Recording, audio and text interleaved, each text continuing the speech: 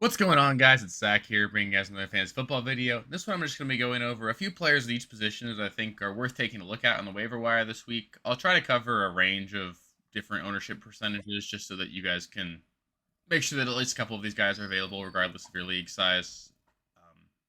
But yeah, it was a really fun week too. I'm off to a pretty good start in most of my leagues. I think I'm in 5 leagues so far, and I'm a combined 8-2.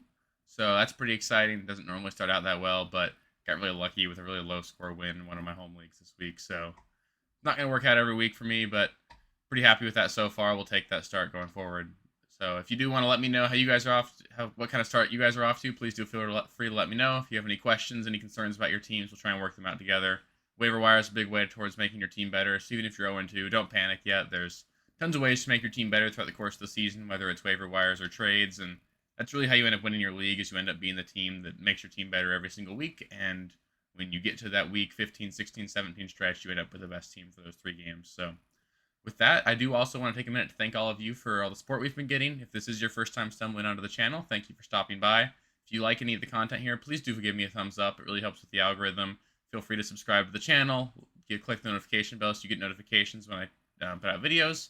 Put out about 3 a week, probably more. We've been doing more than that even recently, but I guarantee at least 3 videos every week, regardless of how busy I get. I also do post weekly rankings on my website at RealSteelFFB, or that's my Twitter. The website is realsteelffb.com. So feel free to refer to those rankings every single week. Those are free, so feel free to use them as a tool if you need any advice there. But with that, let's get into the quarterbacks.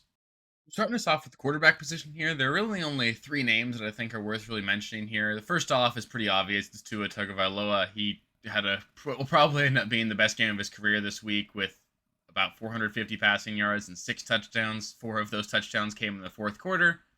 Tua's going to be a fringe quarterback 1 for me the rest of the season. I'm not ready to put him up in that elite tier of quarterbacks just because he doesn't have that long track record of production and he doesn't have that rushing floor that some of these other guys offer. So I'm not willing to bump him up above that yet. He is clearly going to be able to support Tyreek and Jalen Waddle as weekly starts just because of how concentrated their targets are. But Tua for me is going to be a really nice bye-week fill-in streaming option. He's not a player that I really want to play this next week. In week 3, they do get to play the Buffalo Bills, so I wouldn't spend too much fab on him this week. If you do need a start for this week, maybe you just lost Trey Lance and you need a fill-in here, or maybe you lost Dak a little bit ago, or maybe you've got Brady or Russ who's really letting you down, or Burrow, and you want to get a bye-week fill-in or a fill-in just to see what your current quarterback's doing. I don't think Tua is going to be your guy there. I think Carson Wentz is a much better option.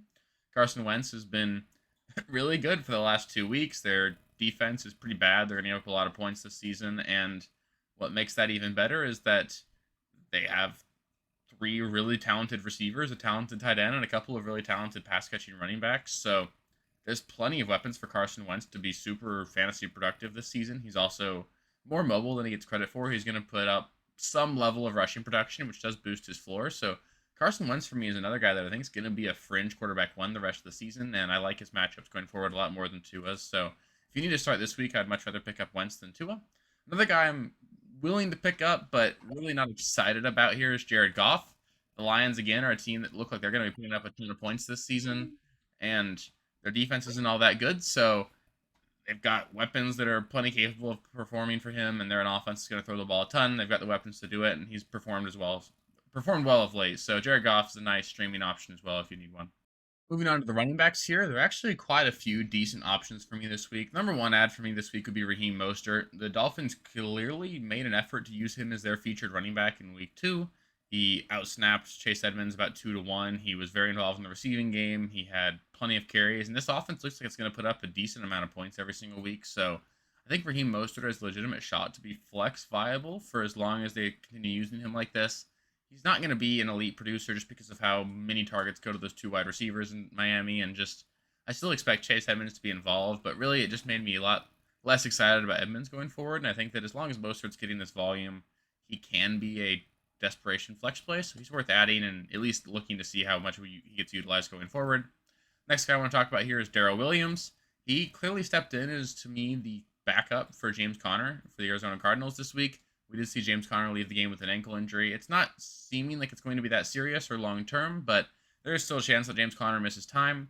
And if he does, I think they're going to continue to use Benjamin in that third down pass catching role. And Darrell Williams is going to be the guy that's main beneficiary of most of their carries. Darrell Williams looked pretty good. This offense is going to score a lot of points, so Darrell Williams would be a flex play for me every single week that Connor's out. Next guy I want to talk about here is Brian Robinson. He is going to be back probably in week 5. He's really recovered great from his really tragic incident in the preseason where he was shot in the leg twice, but he looks really great. It's really inspiring that he's going to be able to be back this soon, and honestly, Antonio Gibson hasn't looked special. He's like fumble away from being benched, and Brian Robinson is going to be be given the opportunity to be the lead back when he comes back. I think that really it's probably going to end up being a three-headed monster in Washington when Brian Robinson's back. You're going to see plenty of Gibson, Robinson, and McKissick. We'll talk about next, but there's just enough to go around here where I think that you're going to be able to use Brian Robinson as a low-end RB2 when he's back, and like I touched on earlier, this offense is scoring a lot of points. There's going to be enough touchdown upside for him, and he's got a shot at being the number 1 running back there. So he's worth adding here. J.D. McKissick's another guy worth adding. He's sort of always just going to be one of those flex tier players just because of how involved he is in the passing game. He's a guy that you definitely want to target playing in matchups where it looks like they're going to be down. And I expect them to lose this next game. They get to play the Philadelphia Eagles, who we just saw put up a massive game against the Minnesota Vikings this week. The Eagles are a legitimate team. They're going to put up a lot of points, and there's going to be probably a very realistic opportunity for the Commanders to be playing catch-up in this one.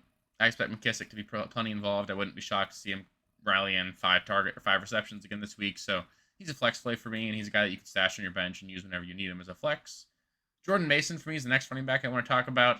It was pretty clear that Tyrion Davis-Price was the backup for Jeff Wilson this week, but we found out that Tyrion Davis-Price suffered a high ankle sprain. He's going to be out for a few weeks, so for at least the next month we're going to see a 49ers backfield that consists of Jeff Wilson and Jordan Mason, and then obviously Deebo Samuel was going to factor in there, but Jeff Wilson's certainly not known to stay healthy very frequently. If he misses time, Jordan Mason's going to be the clear and really only running back left in San Francisco. I do believe they signed Marlon Mack to their practice squad, but Mack is dust. He's not going to be worth anything, so Jordan Mason's worth an add.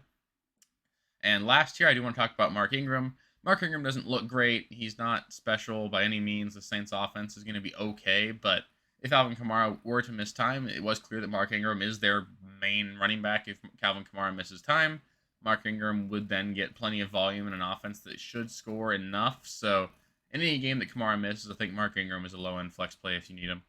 Moving on to the wide receivers here, there are actually a lot of really exciting options for me. For starters, I definitely want to point out Garrett Wilson. He's probably owned in your league, but if he's not, he's looking more and more like he's going to be the number 1 wide receiver for the Jets. This is a Jets team that really can't play defense to this point. They're going to be playing from behind a lot, so they're going to have to throw the ball quite a bit. That's pretty clear given that Joe Flacco's thrown the ball over 100 times in 2 games. So this is a team that's going to throw the ball a ton this year, and Garrett Wilson's plenty talented. He showed it this week. I think he had 14 targets and rallied in over 100 yards and 2 touchdowns. So Garrett Wilson's talented. He's going to get the volume. He's worth probably starting, so he's definitely worth adding. I'd be willing to spend quite a bit on him.